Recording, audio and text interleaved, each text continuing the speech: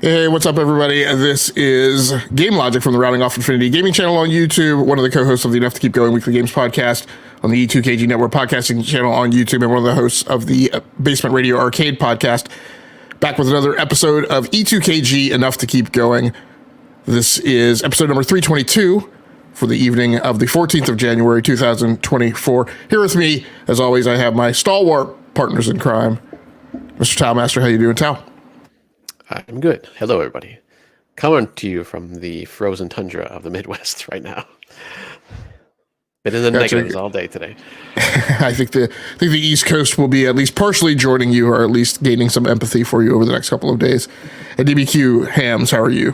I'm good. Glad to be back. Sorry that I couldn't make it last week. So nice to be here, even if it is just cold outside.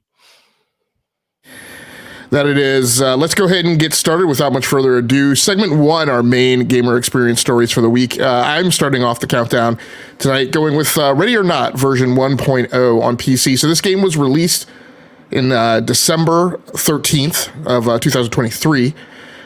It had been an early release for probably a couple years beforehand. The E2KG crew actually jumped on and played together one night. Back in January 23, yeah. Yep. It was fraught and harrowed with with much risk and much failure. But it's a hard game to play multiplayer. It is for people who are not familiar. Back in the days of Sierra Interactive, the publishing company that was originally oriented around King's Quest and Space Quest and games like that. Eventually, another studio came along that made, I think they started off with, the franchise was called Police Story, I think it was called. And then it became SWAT. And there was SWAT, I think 2, but there was definitely SWAT 3, which was a game that I enjoyed. But then there was, in particular, SWAT 4, which was really, arguably one of my favorite games of all time. And it is heavily based on following police procedure. Notionally. You can often get away with sometimes shooting a suspect without saying, stop, put your hands up first. But you're encouraged to try as much as possible to follow police procedure. And the game is a little forgiving, if you make some errors. And of course, sometimes perps will come around the corner and start shooting at you before you have a chance to really say, stop, hands above your head. So Ready or Not follows from that pedigree. And there's a lot of aspects of the game that I really like. First of all, I talked about this a little bit on talking about games, my personal monologue, modicast that I've been doing in between this show and BRAP. But one of the things that's really kind of surprising, and I'm not a person who does a lot of early access, but the amount of polish that has occurred from being in early access to version 1.0 is pretty remarkable. I'm not accustomed to kind of a smoothing of the wrinkles, in particular of hardware performance and things of that nature between early access to the release version. You generally think that the dev team is pretty much instantiated, all, as much polish as they're going to, or kind of, whatever they're going to implement. And you kind of expect, some further revealing of the menus and some of the further revealing of the content and some additional kind of navigational framework in the UI. But it's really pretty impressive to me. There's still kind of some jank, and I think to a certain extent, I haven't been a huge proponent of this notion of pleasant jank. I'm like, jank is jank, and we call it jank because it's a negative term. But there's some jank here that to me is kind of, and maybe it's just because of my own personal experience with SWAT 4, it's kind of nostalgic and reminiscent of how that game performed. But by and large, and so there's little things like there's some clipping and there's some ragdoll physics that sometimes kind of don't make absolute sense. But it's not, at least as far as I am into the version 1.0 release, it's not like game breaking. In SWAT 4, you would have things like a suspect or a perp would kind of clip out of the scene, out of the level, and you could hear them, but they wouldn't physically be present on the level, and therefore you couldn't complete the mission at 100%. So I haven't necessarily been exposed to things like that. I don't think, maybe that happened the other night because the second mission that I played through, I had found everything except like the ringleader, right, of the gang or whatever. So, but I could definitely hear them on the level. But at any rate, I think a lot of that has been taken out. The game performs really well. I have everything cranked up. I was playing this on a 3070 Ti system. So I have everything cranked up with like zero problems, keeping up with the game, which I don't necessarily think that hardware performance was really a strong forte of the game in early access. I think I recall having some problems, like really kind of cranking things up and had to kind of put things at medium level. So hardware optimization feels like it's come a long way. I think the thing that I'm most impressed by, and this is something you were exposed to in early access, but I don't think that I understood their intention to kind of leave it this way at launch, is in 2024, where every shooter has some type of unlock system and leveling up of weapons and all that type of thing. Like, they give you the entire SWAT arsenal from jump. And so, it's really awesome that having played all of these games where you have to level up the weapon, level up to get access to attachments, you only have like some basic rudimentary things at your disposal at the beginning. Here I walk into this game and it's just a room full of an arsenal that's available for you to equip, which makes sense given the game and is reminiscent of the original SWAT 4, because that was a game whose design kind of predated this kind of breadcrumbing of games that we see now. So right in the early access, it was you were walking into like a locker, a weapons locker. Is that still the same way in terms of the navigation, the pre-mission stuff? Yeah, and that's a bit overly. I mean, I appreciate the notion of that's immersive, but I'm like, if I'm doing like mission prep, I don't really need to physically be required to actually like walk to the locker room or walk to the armory. I mean, when I went in today, I was trying to play the game. I was kind of testing a mini PC to see if I had an APU that would handle the game, and same thing. I was just going into the game like I had troubles like fighting the armory, like in the police station. So. That part of it, I'm like, and I've talked recently and compared it to like Rainbow Six and Rainbow Six Rogue Spear, which were kind of games that were kind of around when SWAT 4 was around.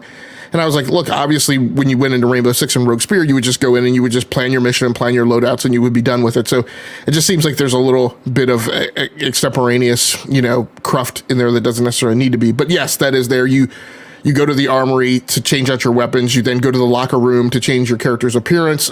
You go to another section of the locker room to change out your clothing. Now, I talked about how they don't make you go through unlockables for the weapons. They do have unlockables in progression for like the different uniforms and outfits and things like that. And that to me is a little bit of a step back, because again, what's prominent in my mind is the comparison to Rogue Spear. And in Rogue Spear, you could just outfit your Rainbow Six team, your special operations team in Arctic clothing and camouflage and heavy and light and all that type of stuff. So equipment wise, you do have access to a different array of like armor and stuff like that. But as far as like actual clothing, for some reason, those cosmetics they want you to jump through hoops to get to. But I've been having a really good time. The AI, real quick. I think they changed that also. Sorry, because right before they released the version 1,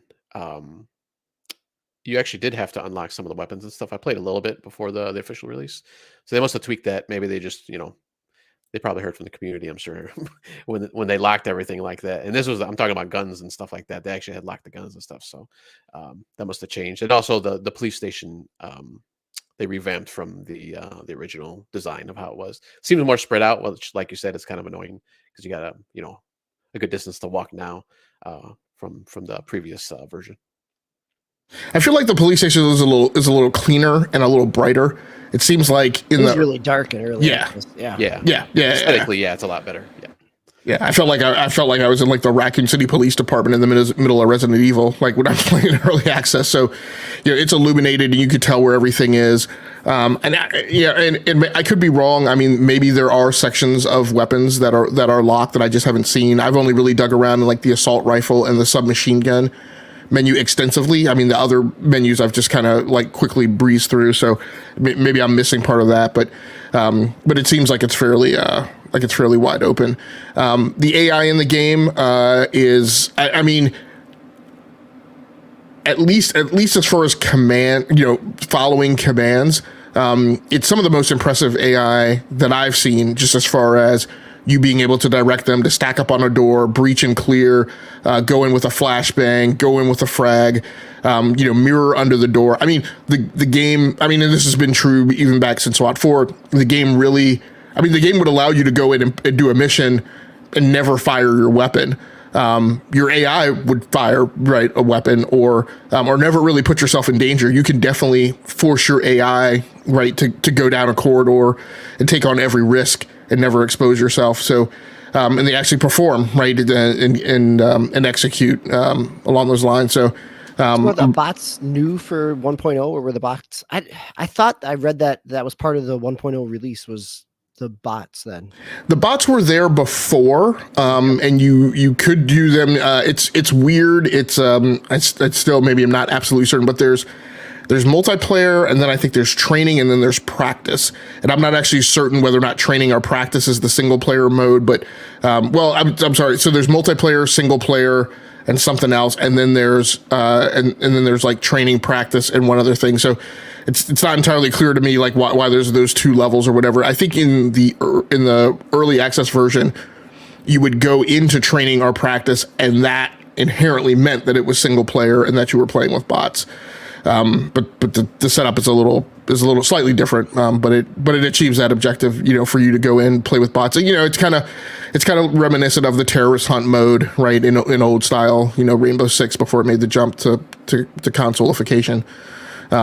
But there is, and the thing that is still true is you still have to unlock missions. That is a progression path that you do have to go through. And so when you go in, you have access to the first mission, which is a gas station. And then when you complete that, it then gives you access to the second mission, which is like you have to take down like an active shooter in an apartment building, which is very tough because you go into the apartment building, and depending on which way you want to go up, that's one thing that's kind of missing from SWAT 4. In SWAT 4, it didn't have as robust a planning phase as Rogue Spear, but you would go in and at least decide, sometimes there would be multiple points of entry, and you could decide to go in upper level, lower level, like left or right side of the building. I don't think that's there in this version. Maybe it is. I have to go back and check, but once you're on the level, you can make that decision. And so in the apartment building, you can go through the central courtyard, or you can break to the right and go up a stair and immediately access a staircase that goes up. But that's a tough mission because there's like 3 different levels, and there will often be enemies right on those levels who can fire down on you in the courtyard. So if you've ever seen like the SEALs coming up through the floor in the showers at Alcatraz in The Rock, it's a little like that. And that's the other thing that's kind of interesting and curious. And I think this was there in early access, but it's more prevalent here now that you have, robust access to the single player. If if you go in and you fail a mission and you go and restart, one of the things that will always be a nit for you to have to pick through is that everything is randomized every time the mission starts. So where you encountered a civilian one time, they're not necessarily going to be there the next time. Where you got fired at the last time, that suspect may be on a different section of the map. And so, it always presents challenges, anytime the geometry is challenging. And I think the last thing I'll say is just as much fun as it is to be able to play single player with bots, one of the things is this is not like, it's not a run and gun. You're not going to roll through here. It's procedural. It's heavily police-like. It's slow. You can't go into crouch and then, there is no crouch to slide mechanic. You can't go into crouch and then like proceed to crouch around the entire level. It feels more realistic. And often I think that mission that we played where we were assaulting, we were trying to find you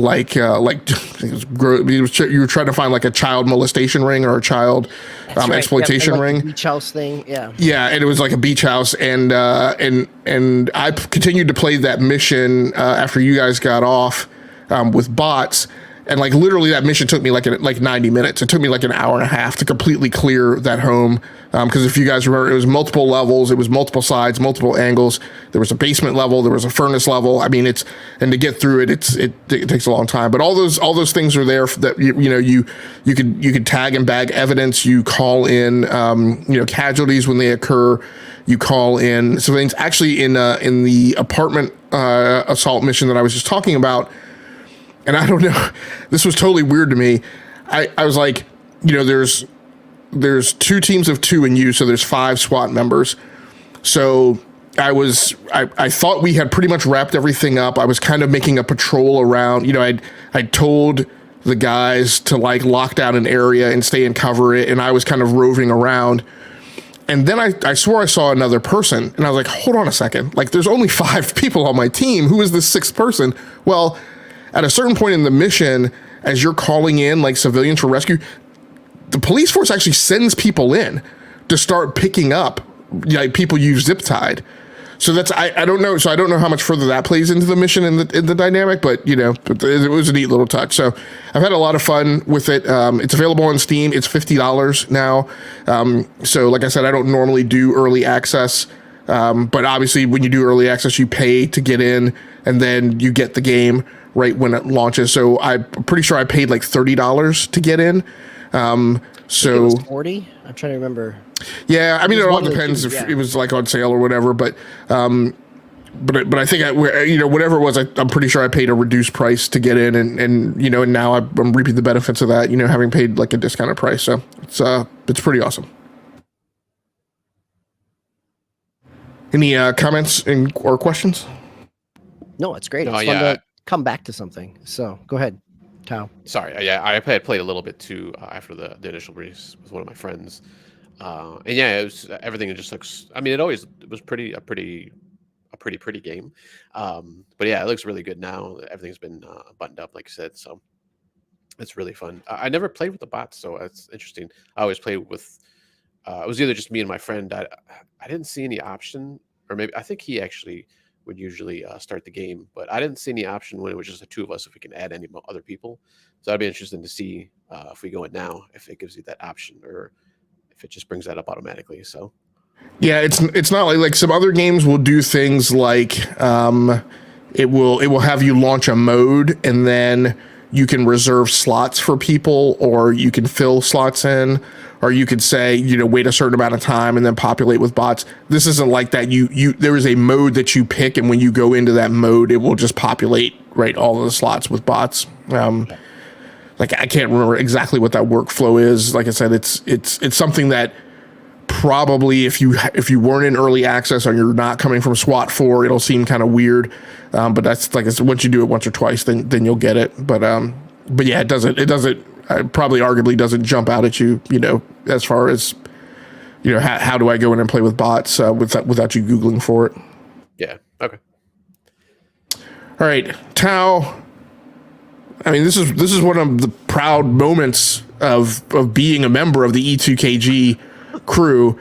One of the things that's been unique about the experience of podcasting with you guys over the last few years is since 2017, the fact of the matter has been that every member of the E2KG crew has been an owner of the Nintendo Switch. And now here we are, we normally broadcast with just the three of us, but here we are once again with all three of us having a particular handheld. So you want to talk us through the new piece of hardware that you acquired? Yeah, so I recently got a Steamdeck OLED version. I got the 1 terabyte version. Didn't get that like special like see-through case one. That was like, I think that was a bit much. Plus, that was a little bit more money, I believe. So I got the terabyte, and it came with like another reason I got the terabyte too. It had it comes with like the case for it, which is actually pretty nice. I was kind of surprised. I thought it might be kind of chintzy, but it's actually a really nice case. There's even a little spot kind of like underneath for the power cord, or I guess a battery too, if you wanted to throw a battery underneath it. So it's kind of nice. But yeah, I picked one up. Actually, it was an early birthday present, kind of for myself, but along with my wife too. It was basically like a suggestion. I was like, yeah, sure, you can get it. I was like, all right, cool. So I picked it up, and yeah, I mean, and you mentioned like, yeah, I have a Switch, and I love the Switch, and I've always played it, but I wanted the Steam Deck so I can, one, just because I think we're all kind of gadget guys, and we always like to play around with this stuff. So that was one of the reasons. But I wanted to kind of start uh, chipping away at my single player backlog, because I got a lot of Steam single player games on Steam that I just usually don't get a chance to jump into, because usually I'm playing some multiplayer with my friends or whatnot, or people on Discord a lot more lately than I have in the past. So, and there's a lot of games that I wanted to get back into, and I've been doing a lot more commuting lately for work, unfortunately.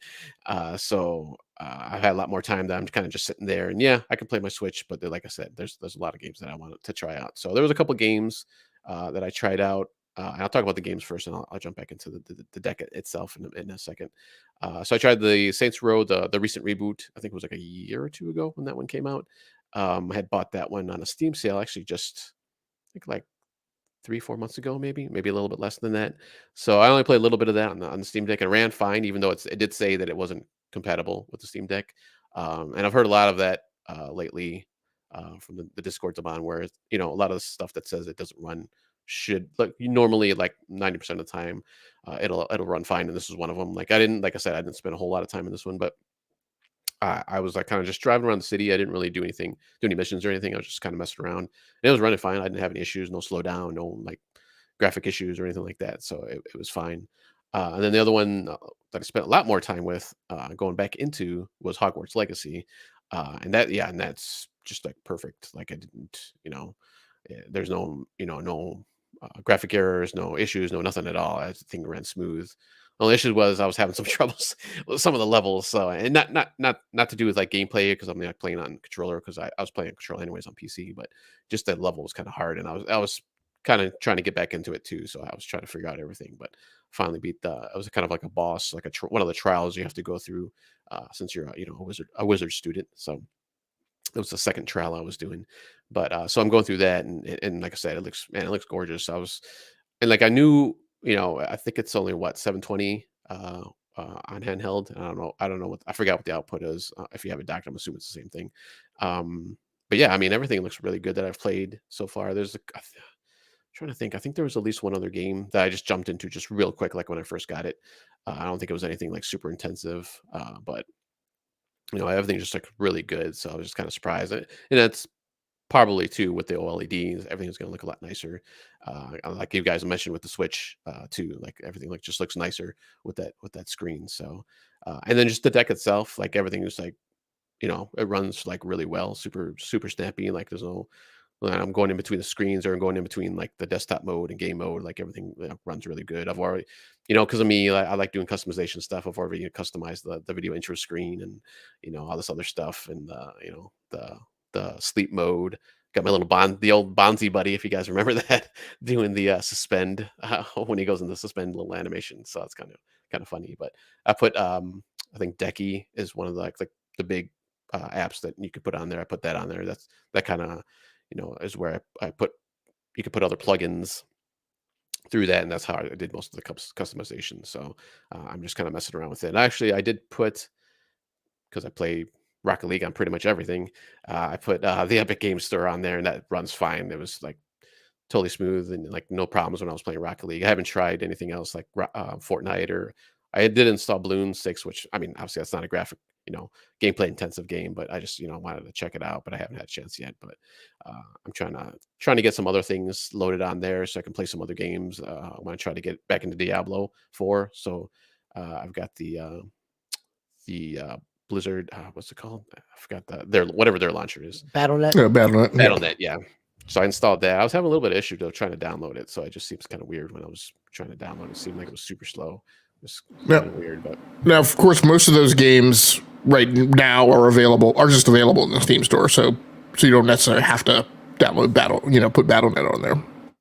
right, yeah. Well, I mean that's where I had bought it from. So you own it, right? Yeah. Yeah. So I didn't really feel like buying it again. So not that one at least. Obviously, there's other games that I've bought multiple times, but yeah, I was like, I'll just throw it on there. Maybe if it goes on sale or something, and if I still have troubles with the launcher, I'll put it on there. But yeah, I'm really happy with it so far, and having a really great time with it. Very cool, very cool. So, any comment that you have about like one thing that kind of surprised you? Because most people that I see picking one up, particularly people who kind of waited on the fence for a while to get in the pool, typically comment about like, oh my God, I didn't realize like this, like there's like some one particular aspect that kind of outstanding to them. That is, particularly informing of the experience. Have you struck on anything like that yet? I don't.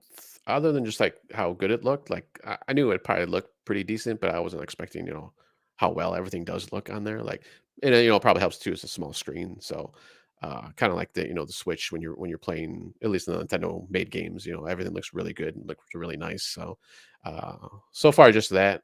Because I was kind of doing a lot of research beforehand too, before it came in, just watching videos and stuff. So I think all the little kind of tricks and stuff I probably saw in those videos before I actually kind of stumbled upon anything. So for all the time that you've spent playing the Switch, how's the form factor feel for you? Oh Like yeah, if actually, I'm glad you asked that because I actually do, even though it's large, it is a lot larger, obviously, than the Switch. And I was a little worried. I guess that's kind of one of the things that kind of surprised me. I was a little worried about it because I was like, oh, I don't have like huge hands, but the Switch always kind of felt a little small to me. This is actually kind of perfect. And even though not the triggers, but the shoulder buttons are a little bit, seem like they're a little bit more. I don't want to say spaced out, but just how it compares to the Switch, it seems like it's a little more further up, even though you can kind of you don't have to hit a hard press on those buttons, which I've learned recently. It's just kind of a quick tap and, you got whatever action you're trying to do, it hits those. So, but yeah, I'm actually really liking the form factor when I'm playing, even though the sticks are parallel too. That's the other thing I was a little worried about. So I don't like the parallel sticks, but actually it just seemed pretty fine right now. It also might be because they're kind of up high instead of down low, like on a PlayStation or the Stadia controller they're kind of down low. So yeah, they're not they're not right next to each other, causing the problem that as your thumbs kind of slide around on the sticks, eventually, inevitably, like for me, it's like my two thumbs always wind up touching in the middle, and then I have to lift my thumbs off and kind of reset them on the thing. Yeah. So, at least you don't have to deal with that. But I enjoy the form factor too. But the one thing I will say is, as much as I appreciate the Steam Deck, one of the things that I found surprising, kind of that starkly stood out to me, is that the Steam Deck really, like, literally increased my appreciation for the Nintendo Switch, and particularly the Nintendo Switch OLED, for its form factor. And I'm like, and most people will also wind up asking you, hey, now that you have a Steam Deck, why don't you get rid of your Switch? And I'm like, if you've ever held the two of them, you would understand the answer to that question, right? Like, I love the Steam Deck, but it also makes me acknowledge how much it makes sense to have something like the Nintendo Switch and the OLED to play sometimes a lot of the same games in terms of PC ports, but to have that in a much lighter more manageable format.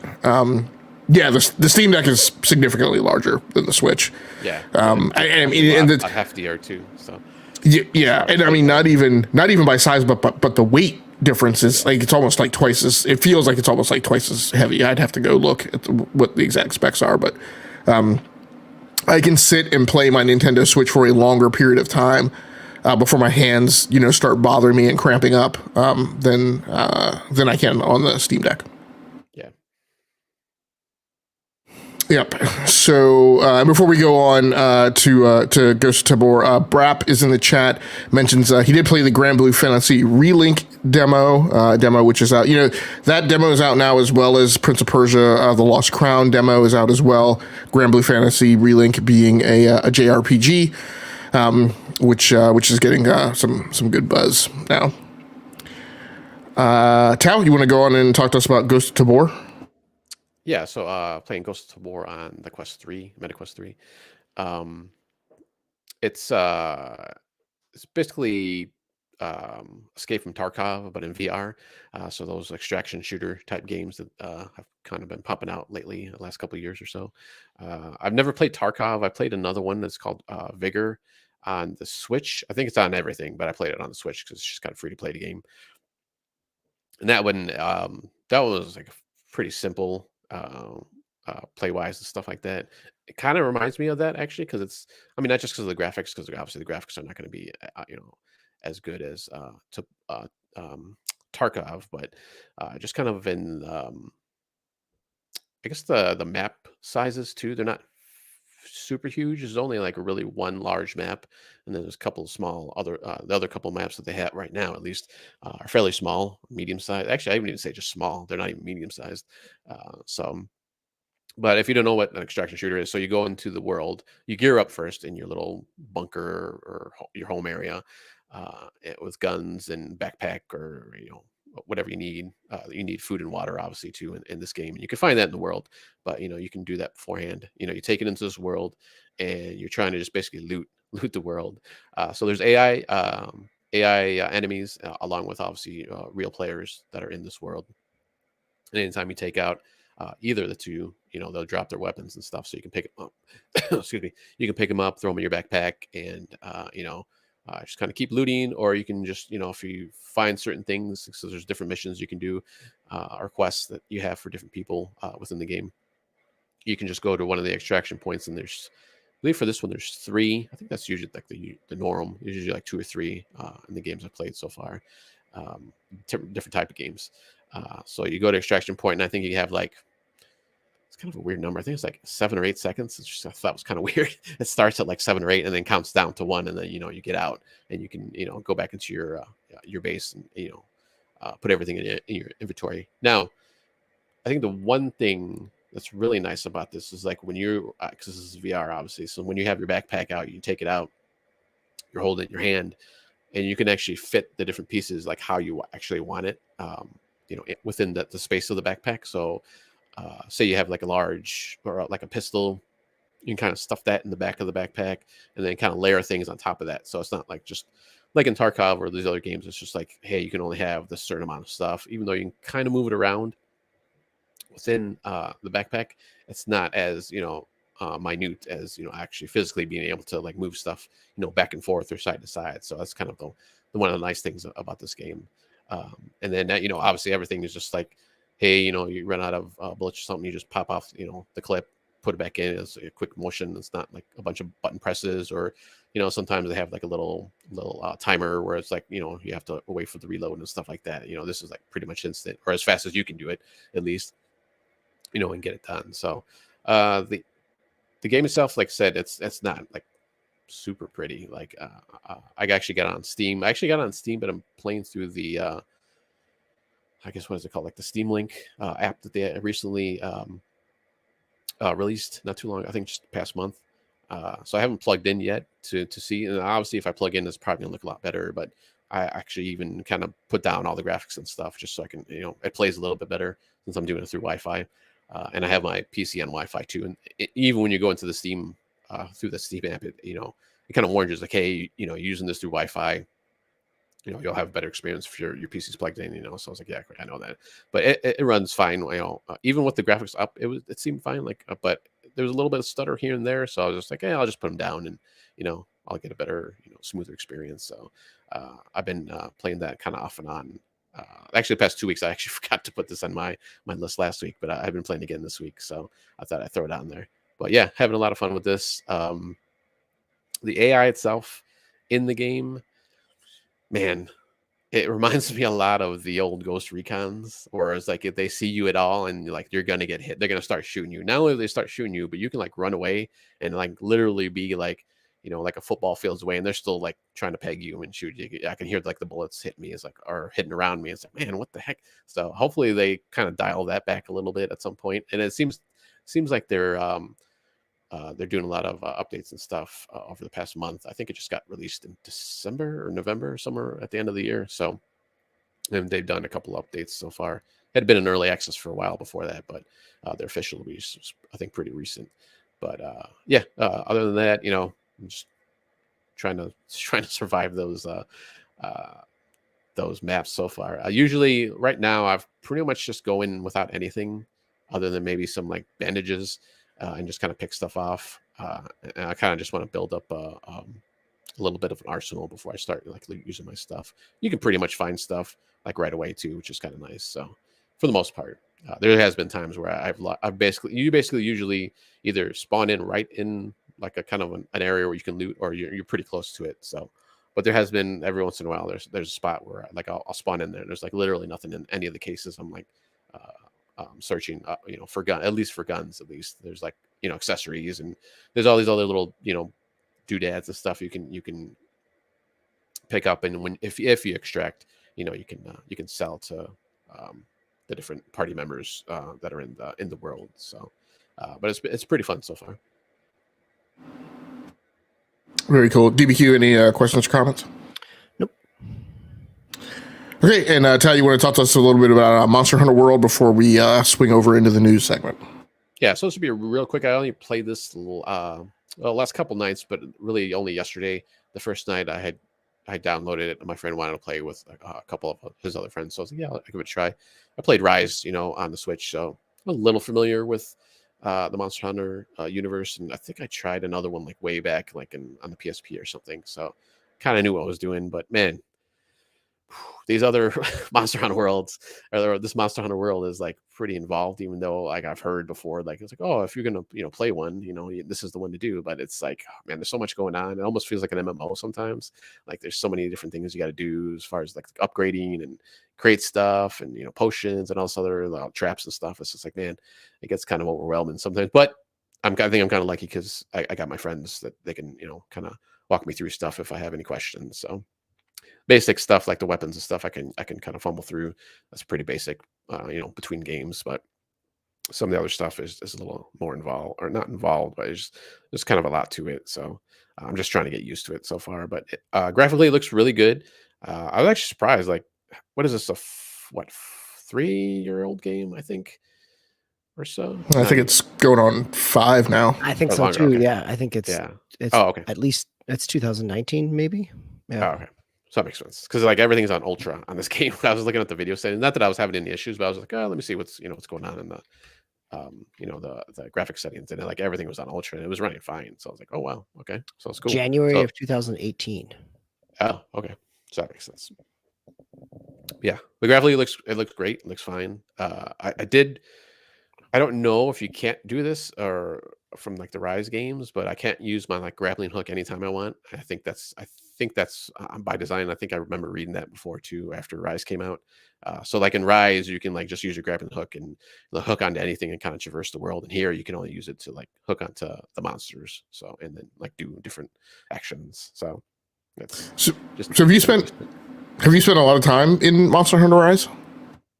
Yeah, Rise I probably played for a few months when I first got it, and then kind of like off and on, probably like for like a year after that, with my friend, and kind of solo too.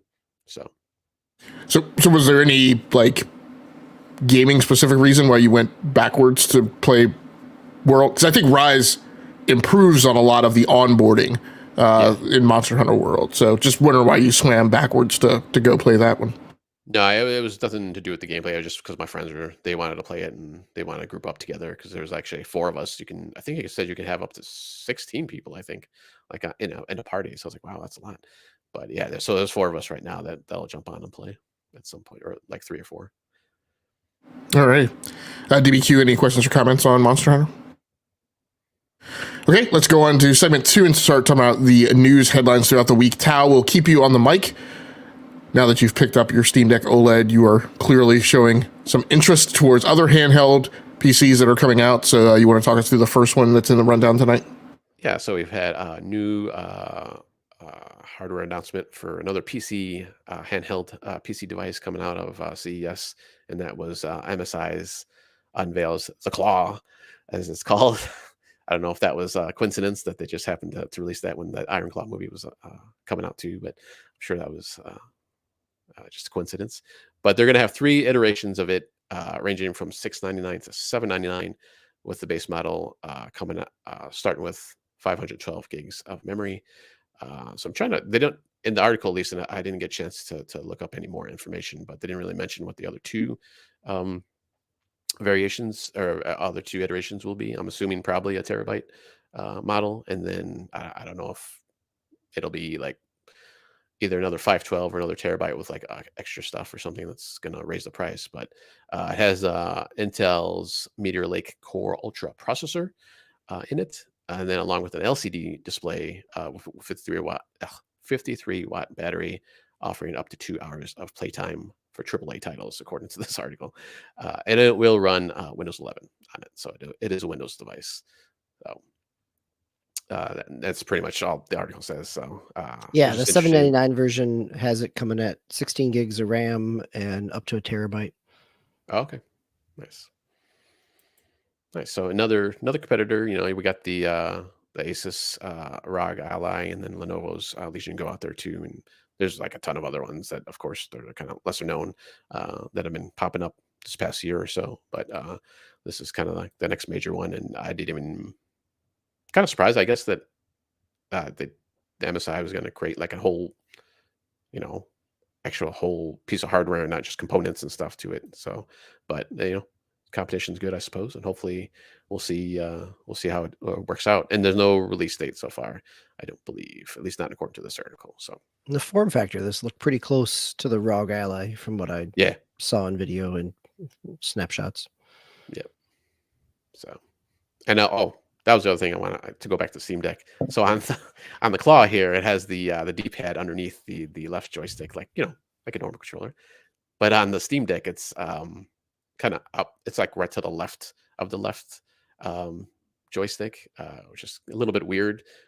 I'm still not used to that. I keep wanting to like press my, I put my thumb down when I want to do one of those actions, and I have to go to the other side. So, but other than that, yeah, looks like it's be a pretty good machine, hopefully. So a couple of additional things are kind of interesting about this device. So, of course, just about all of the other handheld gaming PC devices use AMD chipsets and AMD's APU. This is one that uses Intel's chipset. It's also interesting that it uses Meteor Lake. Meteor Lake being, one of the key differentiators being that the Meteor Lake chipset theoretically, the baseline SKU comes with an NPU for AI on it. I'm not certain that that's incorporated in MSI's. I think that's part of the core chipset, so I don't think that's optional. But they obviously went with this one. Obviously, this one would have also been in production before Intel's more recently announced Intel Refresh, which is kind of a weird half step of the Raptor Lake chipset, which no one was really expecting. Because those are chipsets that now iterate on the last architecture, but do not incorporate the NPU chip, which is just kind of weird, just as far as binning and supply lines, and like why would you do that when theoretically you would want to be going over to Meteor Lake? But the word on the street about Meteor Lake is that the performance improvements of Meteor Lake over Raptor Lake are really marginal, such so that it doesn't really warrant people getting new motherboards and sockets and potentially going to DDR5 if they're not on DDR5 to get Meteor Lake. So it's very interesting that, and obviously Intel is now charging OEMs more for the Meteor Lake chips, which MSI now bought. So it's just kind of interesting on how this thing is going to play out. what I'll say is, anybody who would look at this chipset being from Intel and being kind of dubious on how this thing is going to perform, what I would say is, while I might also have that kind of an eye of skepticism, I'm pretty certain that MSI is not going to stick their neck out and get into any space and not take it seriously. So, being a purveyor of very high performance notebooks, both in the creative space and in the gaming space, I don't think they're a company like Acer, and maybe even arguably Asus, who might put out a gaming product that like isn't really that performant or that competitive on the marketplace. So, be interesting to see what we see from this device once we start getting benchmarks, but. As you mentioned, good for competition, and I my guess is that if MSI is going at it, then they're going at it very seriously, and they made a conscious decision, right, to go with an Intel chip over while everybody else is going for AMD. So it'll be interesting to see how it turns out. Any thought on having Windows on it? On it having Windows. So I mean, basically what we're seeing right now is kind of the same thing that we saw with VR, with Windows mixed reality, right? At a certain tip over point, I mean, Microsoft got into Windows mixed reality, but the big get was pushing all of their standard kind of laptop and desktop partners to make, very affordable Windows mixed reality headsets, which I would have thought if the category was going to take off at the time, it would have taken off then. It didn't really. But this is kind of the same thing now. Now we're starting to see all of the core laptop and desktop partners who work very closely with Microsoft in the development of Windows make these, very, very kind of. I mean, you could argue that these handheld gaming PCs are not yet really that affordable, but we're seeing kind of the rollout of them in the same way that we saw for Windows Mixed Reality, in the same way that we saw for Ultra Mobile PC, in the same way that we've seen anytime Intel, or not Intel, but Microsoft kind of pioneers one of these hardware categories or strongly pushes it. The Legion runs on Windows, the ROG Ally runs on Windows. This MSI handset runs on Windows. They're all going to run on Windows. You mentioned kind of some of the smaller vendors. I'll put them in air quotes. I mean, the reality for how this product category has been developing is the smaller vendors that you're seeing have actually probably been in the market much longer than kind of your stock kind of COTS laptop vendors are. They're the ones who are just getting in now. So like Ayanyo, which we're going to talk about here in a little bit, has been in the market. And they've been cranking these machines out for an incredibly long time. So it's actually nice to see now your major commercial vendors getting in. When the smaller guys were doing it before, the big problem was they couldn't get the price down to affordability because they weren't producing these things at mass volumes. And because they also didn't have a supply line. Look, if Lenovo decides to make one of these things, Lenovo is, given, depending on which quarter you pick, is typically the largest laptop manufacturer in the world, right? Apple is somewhere typically in fifth, but normally it's a battle between Lenovo, sometimes Dell, sometimes HP. And so if Lenovo makes a handheld, they've got a vast supply line of components that they're already sourcing for the rest of their product line so they can get down to these price points. So my thoughts on this thing running Windows are the same thing that they were for the ROG Ally, in my opinion. Just having worked, I spent a lot of time on ultra mobile PCs, putting Windows, and I spent a ton of time on netbooks, putting Windows on a low power compute, device is hard, right? There's a lot of, I will call it bloat, but there's a lot of weight to the operating system, to the Microsoft operating system.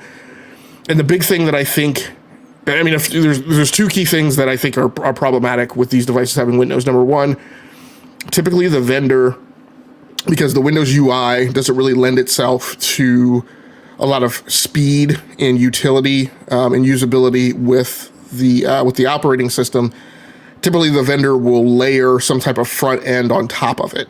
So like Asus has one. It'd be something that's analogous to kind of Steam what used to be Steam Big Picture mode, but has now essentially become the Steamdeck UI.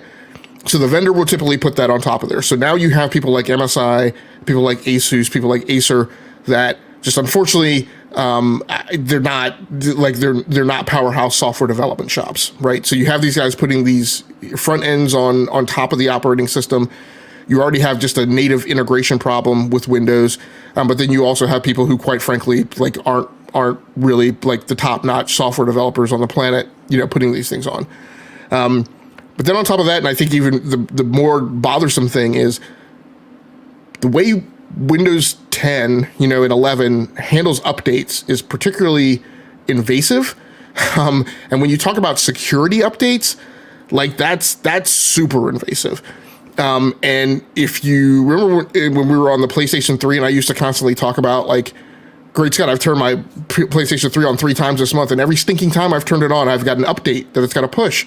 And the updates were slow and they took forever. And when I would turn my PlayStation 3 on back in that era, the result would be, I would just go play my Xbox, right?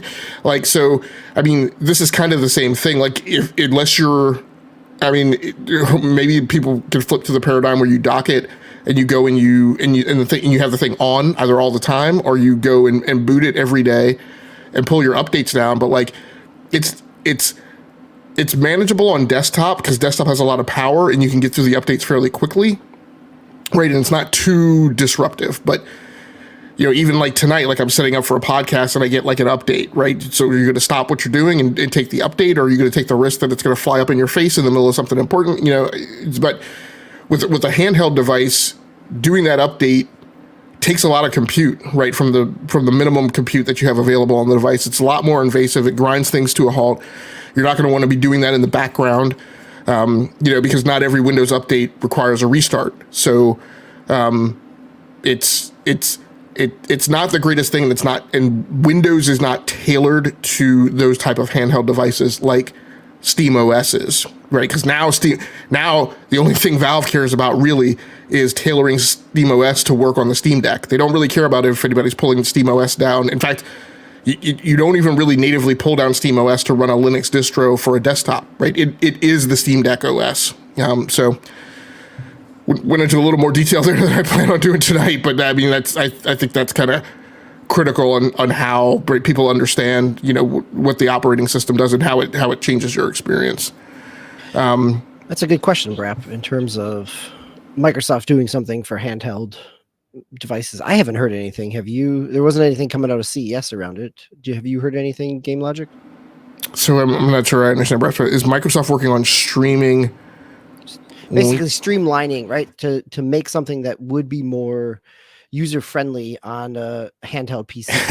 So this is the bane of anybody who covers Microsoft and covers Windows, right? Microsoft is always talking about that, and there's always a rumor, and there's always like internal, like they were supposed to do something to incorporate to allow you to access Android, and that was supposed to be smooth and slick and really fast, and now it turns out to be some like aberrant like variant of like BlueStacks or something like that.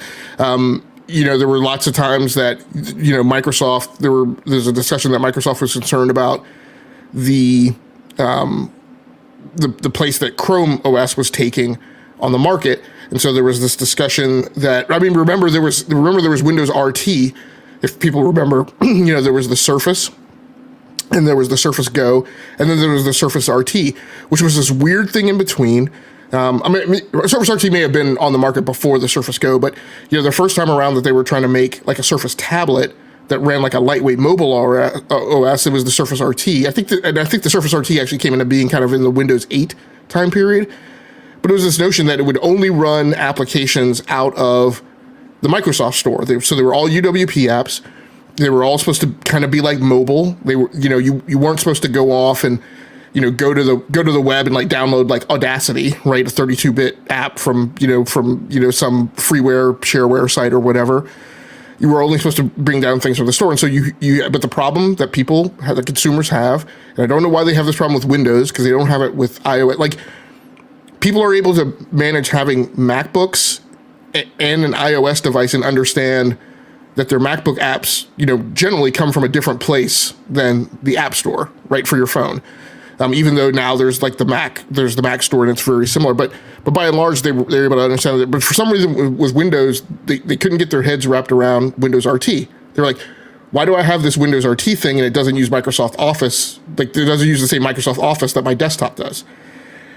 So Microsoft has churned, over the last decade, with multiple fits and jumps and starts and things that they were going to take the operating system and minify it and make it something that kind of ran on mobile.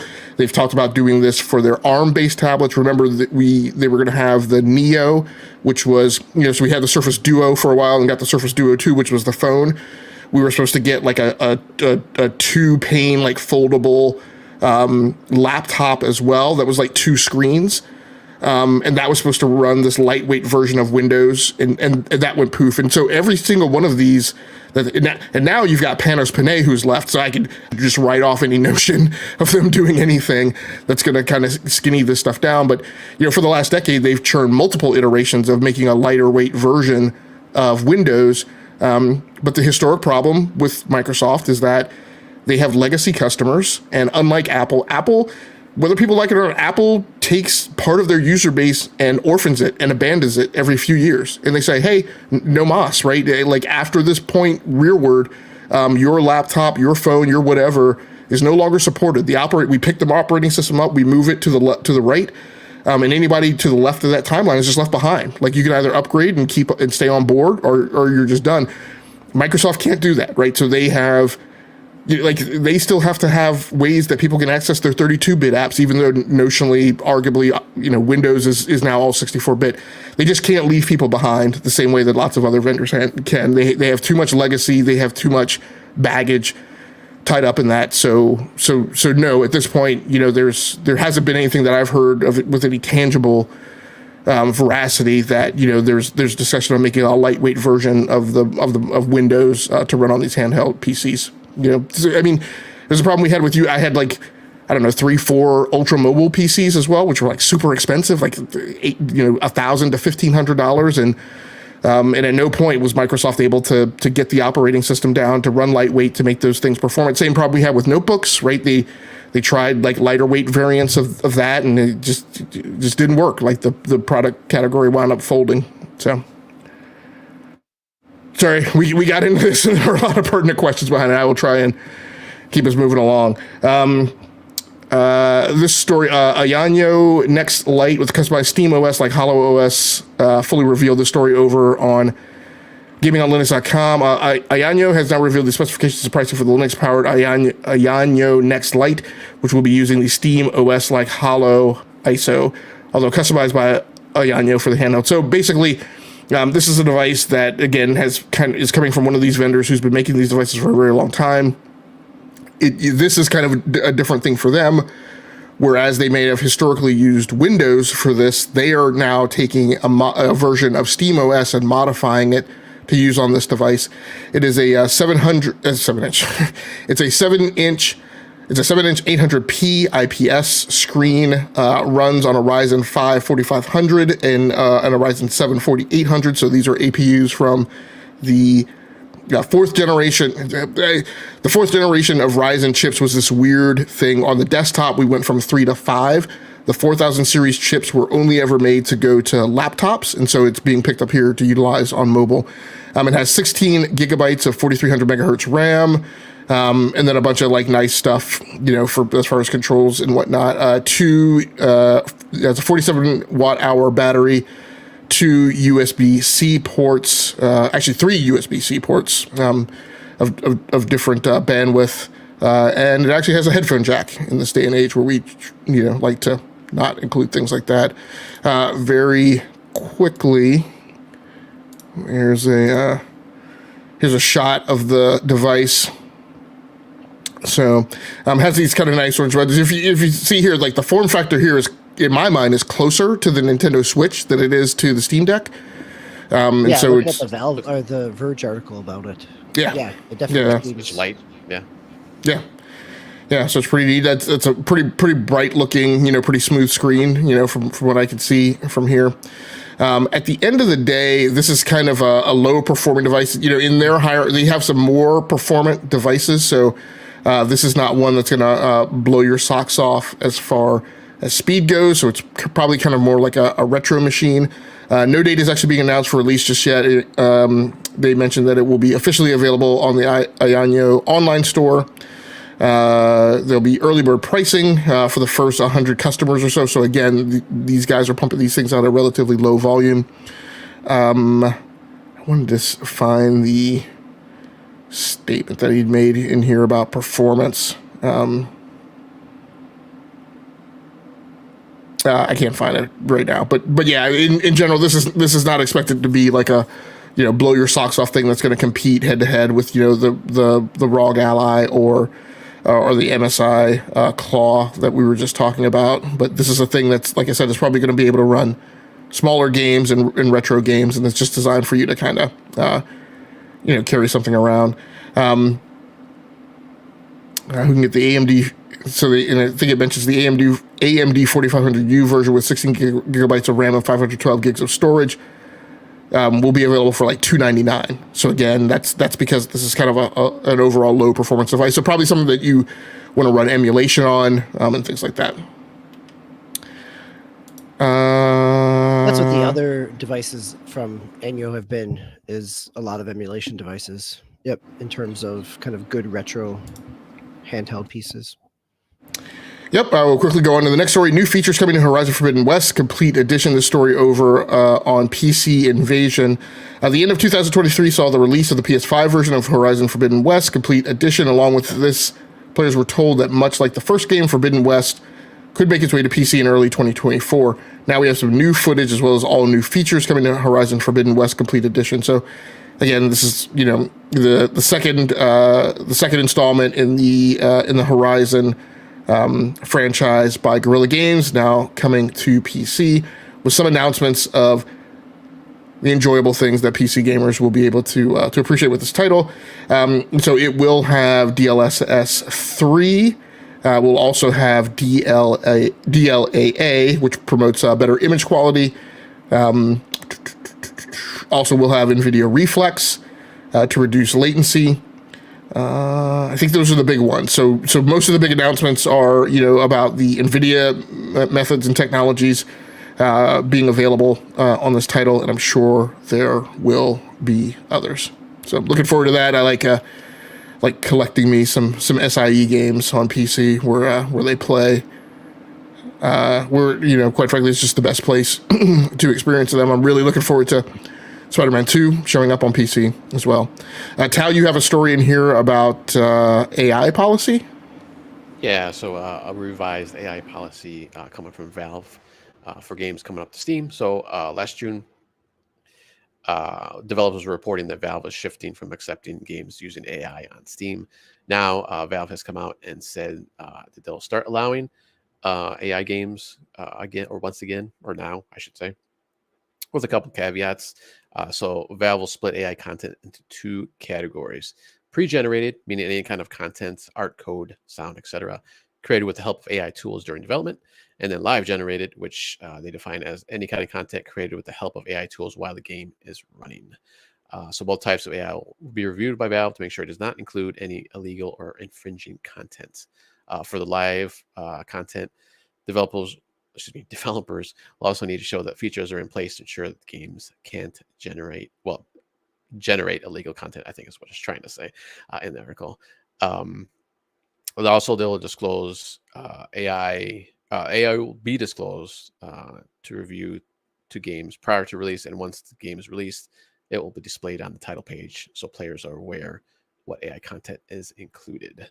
So I think that was kind of the big thing last year, like pretty much, well, I guess all year, but maybe more so the second half of the year, any kind of AI related items. But now it seems, we're going to be going full swing into it coming up in this year. But in quotes, and I was looking through this article and it doesn't say who's talking here when they give the quoted statements here, but it says today's changes are a result of an improving our understanding of the landscape and risk in the space as well as taking to game developers using AI and those building AI tools. This will allow us to be much more open to releasing games using the AI technology on Steam. So, and this actually this will exclude adult-oriented content for now, at least it says.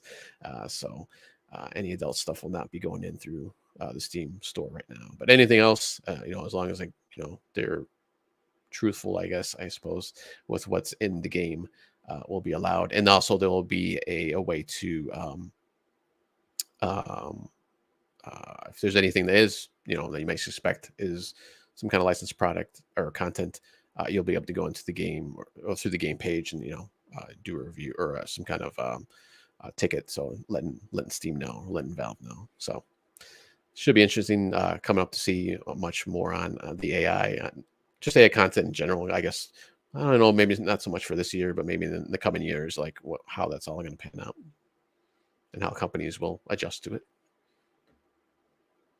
Yeah, a couple other things have been moving around with regards to AI in the gaming industry. Concurrently with this one, the Screen Actors Guild coming up with a negotiating a agreement with the gaming industry to allow for the utilization of AI in certain voice applications, audio applications. I can't remember the exact specific details about that because I didn't pay super attention to it, but I did see it kind of go by my windshield in the last couple of weeks.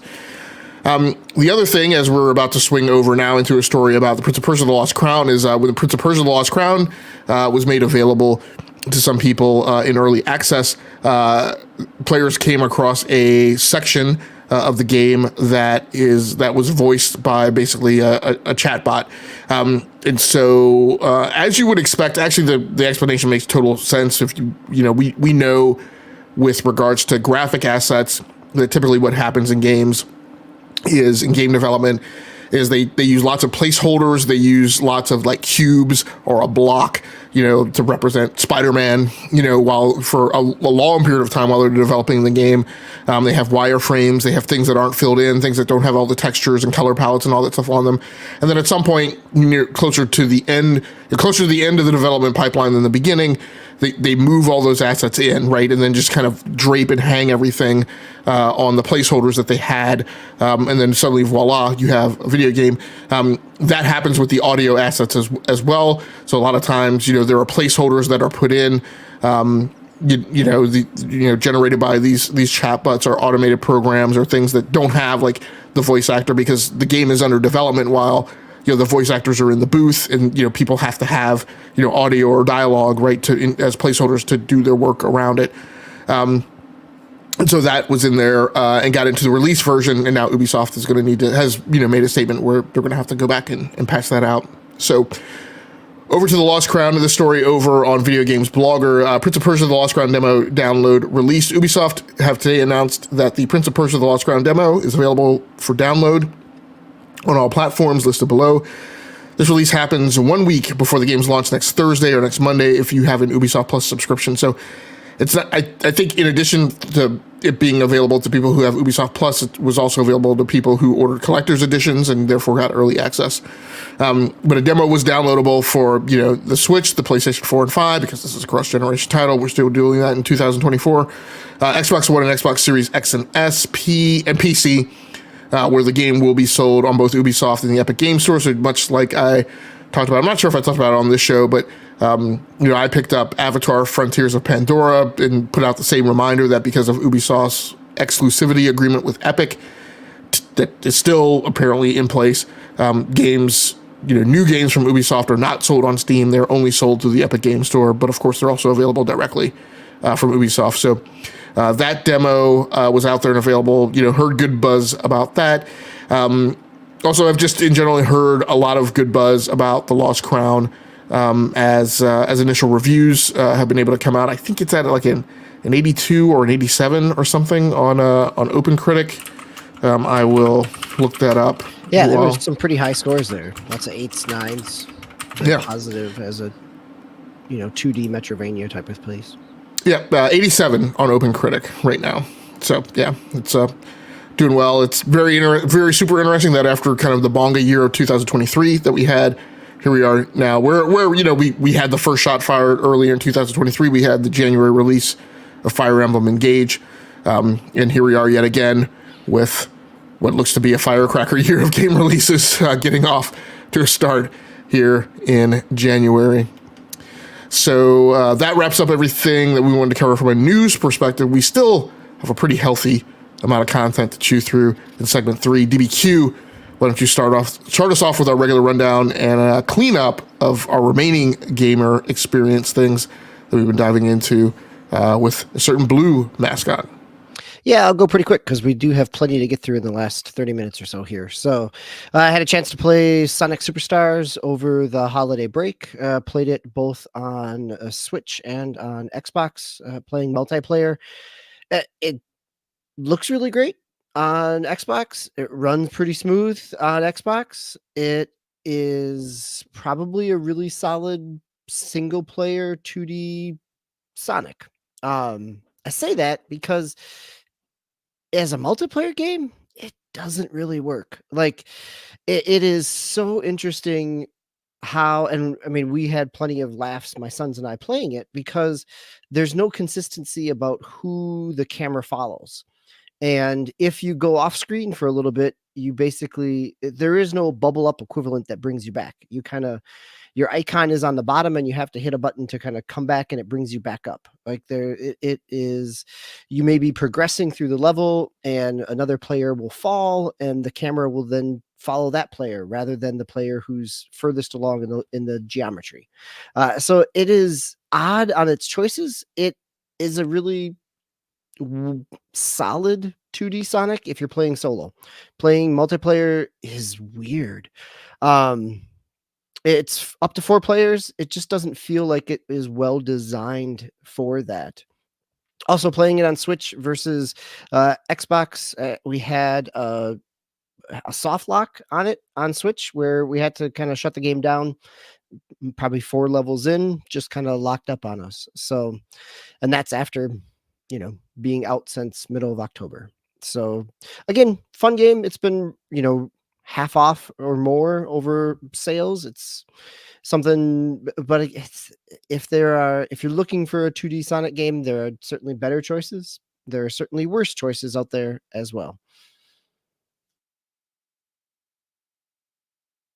So DBQ, help me out. So in this era where, basically almost any new platform that comes out is a Metroidvania, has the Sonic Superstar design been drifting whatsoever towards Metroidvania kind of zeitgeist, or? No, this is very much kind of a classic 2D Sonic. You are moving from level to level. There's bonus stages. There are bosses. It is very much a classic 2D Sonic.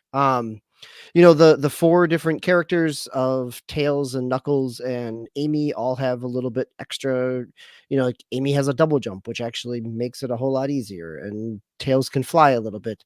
So those are, but it is still pretty much progressing through that level relatively quickly or finding some hidden spots to come back to. So no, it is trying to be a classic 2D Sonic and tried something different by having it be a multiplayer, which just doesn't seem to. It needed some extra help in terms of its multiplayer design. Very cool. Very cool. Tao, any questions or comments on that one? No, none. Well, I guess what was the reasoning behind getting this? Are you a big Sonic fan, or are you just kind of looking for something to play with the family? So my kids had it on Switch, and I wanted to play with them over the holidays, but I wanted to see, having played it on Switch with them, also wanted to see what it was like on running on 4K, running on a console that didn't have massive load times. And it, it was a better play experience, but the multiplayer aspects of it are still not solid. I mean, and yes, I was waiting for a steep sale because playing some solo, classic 1990s Sonic 2D is still, I still enjoy it every once in a while. So I'll fire it up and play it, but it's not something that is going to see a whole lot of strong rotation. So I just want to ask a question based on what you have in the agenda. So you have XS here. Was that a typo? You don't have an Xbox Series S, do you? No, I just combining them together in terms of singular platforms. Yes. Okay. Yep. Gotcha. So as DBQ mentioned, he was playing this on Xbox Series X. I have also been exercising things on my Xbox Series X. And one of those things is Street Fighter 6. Having had the experience, and so it was painful, but I'm glad that I went through it, because now I know and I understand that Street Fighter World Tour was not the thing for me. And so it was veritably, the reason why I bought the game. But having been convinced that that's not the thing that really does anything for me, I found some joy in proceeding through the story mode, which is what I've been playing on the Xbox. And another thing that I'll note is, now not, being so weighed down cognitively with like figuring out what the heck in the World Tour was or is, or whether there was value in it and whatnot, being able to kind of lean back and just enjoy playing the game. And I'm not a big Street Fighter person. I'm much more so a Tekken person, and maybe a Mortal Kombat, in the 3D Injustice area, more so, or as a secondary, before I would ever be a Street Fighter person. I gotta say, like, this version of Street Fighter looks incredible. I think I mentioned when I picked the game up that just the notion that there's a fighting game that performs at 4K 120 is pretty remarkable. And I was only playing at 4K 60, in quality mode, over the last couple of days, and I am still like thoroughly impressed. Every time they zoom in and do a close up with the characters and the animations, and man, it's just it's really, really, really super impressive. So I've been proceeding through the story mode, which you at its default is kind of tailored to not be as big. The Tekken story mode is actually harder. There's more chapters and levels you have to go through to get through a character's arc. You only have to go through 5 chapters if you want to just leave it at the default. And actually, the middle chapter is some like goofy beat up the truck like demolition arena kind of thing, so it's not even really a fight. But it's interesting. You could see the CPU kind of scale at levels from the beginning of the story arc to the end. You will also see it if you need to restart. The system just automatically kind of scales down the level of difficulty if you've already lost twice. So it's been pretty awesome. I've gone through Zangief's storyline and Guile's storyline. So I'll continue to kind of chew through it. As has always been the case, that's all I kind of really need out of a fighting game. I'm not a big online person, but fighting games are neat. Just in terms of, I'm fine fighting the CPU, and getting through those story arcs and having, a bit of a nibble of, kind of the background information behind the character. So it's been really awesome kind of getting back to it and being able to kind of let my hair down and not worry about character progression and all that stuff, and just get through the story mode. Yeah, I'm sorry, go ahead. No, go for it. I think that's fun that you're going back to it. It's just an impressive looking game. Yeah. The other thing that I did, last August, I think, or maybe last November, maybe somewhere between August and November, I bought a mini PC, which runs on an AMD APU. And the whole design of that was so that, I was doing a lot of video editing and a lot of putting content up, getting ready for the kickoff of season 9 on the Rounding Off Infinity channel. Wanted a machine that I could do some of my content creator stuff without needing to light off, a beast of 12 fans, with all of their burly noise and heat generation here in the studio. And so recently I kind of moved monitors around, because I wanted to go back to playing some PvP shooter games with smaller monitors, since I've been playing on such big monitors for the last year. And so that drove me to want to try and game on that mini PC, which I hadn't. But listening to Moore's Law is Dead, the Broken Silicon podcast, a lot of these mini PCs with these AMD APUs, now that the handhelds are out, are actually fully capable of gaming at like 1080p, 60 frames per second. So I'm trying to find out if this machine can do that. It's by a company called, I think, Ace Magic. It's the Ace Magician, AM08 Pro, which this is a company that like every couple of months they iterate and they've got like a new SKU available. These are fairly cheap machines, like the $500, $600 level. A lot of PC builders will build an entry-level PC around an APU with the intention of eventually throwing a dedicated GPU into it to level up their gaming rig. That's not really what these are. They're in a. I wish I had brought it over, but they're very small form factor. So it's kind of like this little. It's not even the size of a toaster. Like it's the size of basically a book, essentially. And it has a little dial on it that allows it to go from. It allows it to be in silent mode, and then it can be in an auto mode, so it can ramp the CPU. But then it also has like a turbo mode for you to put it in for gaming. The unit I bought has 32 gigabytes of RAM, which is like super impressive, and an extra slot for an SSD. So I originally tried to put Ready or Not on that machine. That didn't work. It went on the machine. It performed like at low settings, 1080p. It ran at like 24 frames per second, and I was like, no, this is not it. So I actually loaded Knights of the Old Republic on, and so I went and I said, look, I'm going to go back to 2003. I'm going to start, playing some games there, and I'm just going to kind of, install a game from each year, right, and just kind of level up and see where I hit the stopping point, right. And so I went back to 2003 and installed Knights of the Old Republic, which. Yes, while I'm doing kind of a hardware experiment, it was also super interesting because I forgot how much fun Knights of the Old Republic was. I've tried to go back to that game a couple times, and I don't know what it was different about it today. Maybe it's just because I just tried a different character class or whatever. Maybe didn't have some of the hang-ups that I had. So at any rate, I'm having a great time playing Knights of the Old Republic, kind of doing a retro play, kind of reminiscent of the days when like BioWare was a big deal. And not kind of in its decline and decay as we're kind of seeing these days. So I having a good time with it. Performs very well of that. Like, look, I don't know that Knights of the Old Republic needs to run at 75 frames per second, but I was able to run it at 75 frames per second. It doesn't have that much performance available to it. It doesn't even have standard like modern, like 2020 era resolutions available. Everything kind of goofily scales based on aspect ratio because you can't control the aspect ratio in the game. But in a day and age where like whatever is going on with Aspire and them not able to get the game cranked out, it's nice to go back and get access to the original title and play it on PC, and it plays fairly well.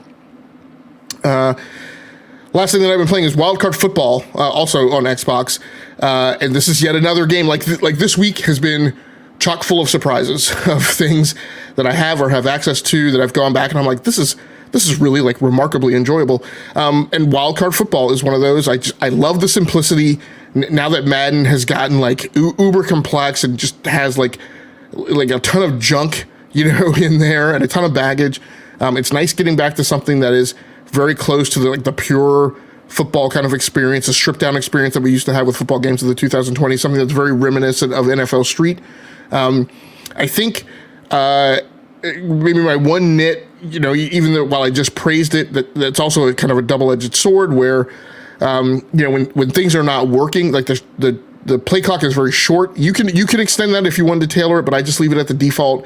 And the end result of that is when things are going poorly or you're having problems, there's not a lot of time to kind of flip through the playbook and kind of really see how do I need to adjust my strategy. So, yesterday there were, I hit one of my classic, moments, that we've all hit when we've played like PC, computer-based versions of football where I'm like, the game's cheating.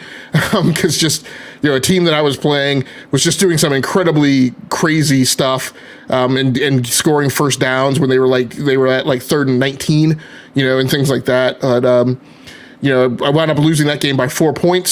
So we kind of rallied in the second half. And I'm actually playing it with wildcards turned off because I just wanted to play a season to see how that went. I wanted to see if the game was still enjoyable without that bit of, I don't know if I would call that a gimmick, but without that hook in it. And it is very, so I'm having a really good time with that. Yeah, that's still just a fun game. I've come back to it on and off since it came out back in early October. Yeah, it's been solid. As they fix the kind of card aspect of it, Saber's done a nice job with it. Very true. Yeah, that's a good point. A success story, right? While Embracer, has basically bad news announced like every other week. It's good to see that just at the making games level that there are people like nose to grindstone, doing good work, and pumping valued property still out of that Embracer group. DBQ, you've got a big indie game roundup for us. You want to? Yeah, I'll hit these pretty quickly here. So, Bread and Fred was a Christmas gift from family. It's a little indie title on PC. It's supposed to be coming for Switch as well, which makes complete sense. It would play really good. You're two penguins tied together with a rope, and it's kind of a physics climbing game that you are swinging back and forth and kind of making your way up a snow-covered mountain. It's hard. It has some accessibility features where you can, add yourself a double jump or an infinite jump or extra clinging, your grab lasts longer, but it was fun to kind of play co-op, that you have a lot of kind of coordination in terms of timing out your jumps, in terms of getting the physics of who's swinging and when you're going to release so that you can get to the next platform. So it's a fun little game. It's cute little pixel art style. It's got music. Grant Kirkhope from Rare, N64 heyday, has done some of the music for it as well. So that's one of them. Another small indie game, Astlibra Revision. This was a single developer action RPG that came out. It was released kind of episodically or kind of in waves over time since 2018. It came out just this past fall on Switch and on Steam as a full revision with an extra story at the end. I'm really enjoying it. I found myself sinking more time into this.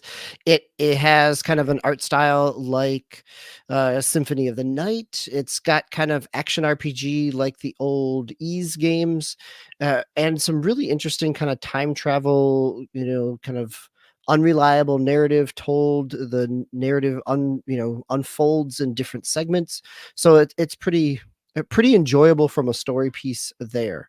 And then finally, Curse Crackers. This was a game that I had on my wish list for a while. It came out in the summertime on Steam and later on Switch as well.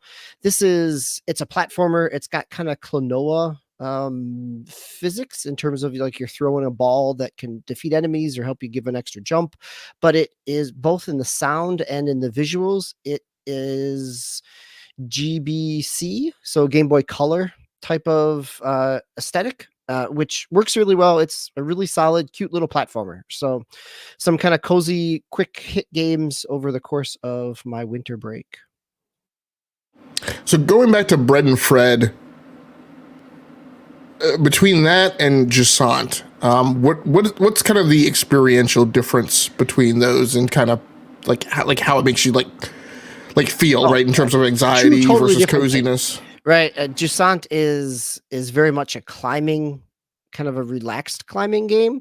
This is very much kind of like a physics puzzle game. Like it is less about climbing and it is about swinging from platform to platform and figuring out how you're going to get there with just having two penguins that are tethered together by a rope.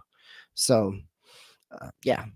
not calm at all as we're yelling back and forth about missing timing on our jumps. Okay, gotcha. Tao, you want to take us out with your final commentary on one of the recent multiplayer competitive PvP shooters that are in the zeitgeist? Yeah, so continuing on playing the finals on PC. Actually, I didn't get to play it on Xbox at all this past week, mainly on PC. Just having a lot of fun with this game. It's my kind of go-to shooter right now. Me and my friends, we've been going to the doing a lot more tournaments, which is like 3 rounds of tournaments. So you get the first 2 rounds. You got teams of 8, I believe it is, with each side gets splits into 4 in each round, and then the very last round is the finals. So it's the finals is where you have just one-on-one. You're just you and one other team. So I actually kind of like that. Like if they had just like a mode, just a one-on-one mode, that'd be actually kind of cool. But we'll see, in the future how that pans out. But actually, this game, I don't do this a lot unless I'm stuck on something. But I've been watching a lot of videos on this game, like just trying to get the different loadout, good loadouts, and even not so much loadouts, but just how to use each weapon and each gadget and everything. So I've learned a few things, even with some of the stuff I don't even normally would use. Like there's like goo gun. So you got goo guns and goo grenades. I usually use the goo grenades. It helps you like on traversal and stuff. And if you throw it on somebody, they'll get stuck for a few seconds. But then there's also a goo gun, which you can get with, I think only on the heavy class or large class, as they call it here. So just kind of just little tips and tricks and stuff. So I just and that's not like a normal thing I do. And even I kind of started watching and I don't think I've done this since like Call of Duty, like early Call of Duty days, like probably like original Black Ops and beyond, a little bit beyond. But watching like there's different YouTube videos with like top plays of the week and stuff like that, and I'll just sit there and watch those. It's just you can do some crazy stuff sometimes in this game with all the traversal and all the different things you can pick up and just stuff like that. So I've been having a lot of fun with it.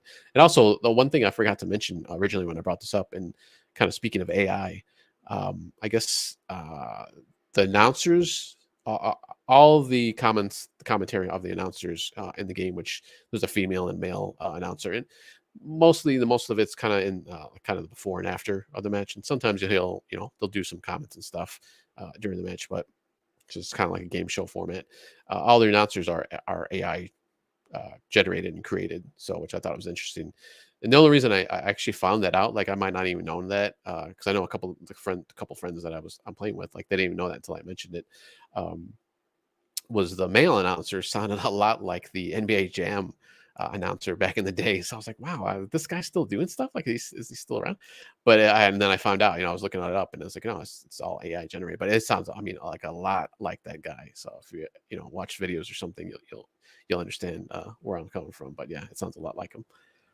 Hey, how else could Southwest Airlines get you cheap airplane tickets if it weren't for the fact that they had your air crew loading your bags?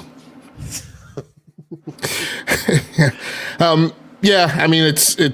I've heard some people comment that it's not the effect of those announcers is a little jarring, isn't that great, but again, that's we have this circulating conversation about how sustainable game development is and rising production costs, and I